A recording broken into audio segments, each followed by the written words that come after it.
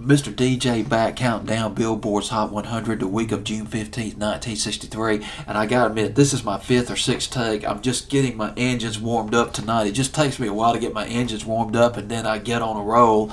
Hopefully that'll happen tonight, or at least within the next hour, hour and a half. The song that I want to play for you is at number 29 on Billboard's Hot 100 the week of June 15th, 1963. It jumped 14 notches from number 42 the previous week, and only got as high as number 25 though, officially. String Along by Rick Nelson rather. This was when he was on the Decca record label. The bulk of his hits was on the Imperial record label. He was started on Imperial in 1957.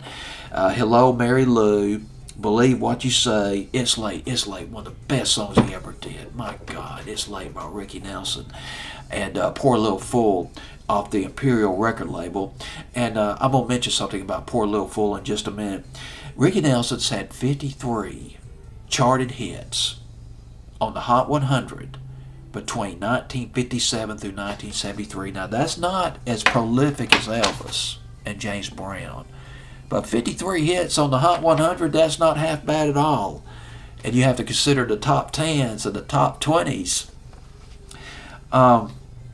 Poor Little Fool, I do want to mention something about that real quick. You won't believe who wrote this song.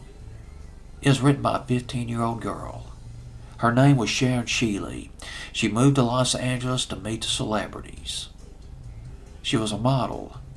She went out with Don Everly of the Everly Brothers. It wasn't a long affair. It was a relatively short affair from what I've read. And if I remember correctly, I read this in a book about Ricky Nelson years ago.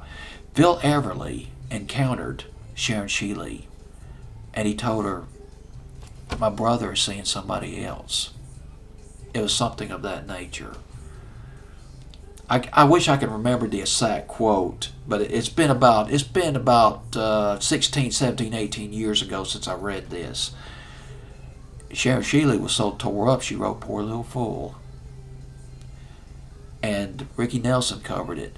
The Ricky Nelson version of it was a lot slower than Sharon Shealy's version.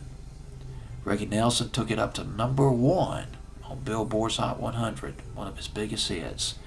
And now we have String Along at number 29, the week of June 15th, 1963.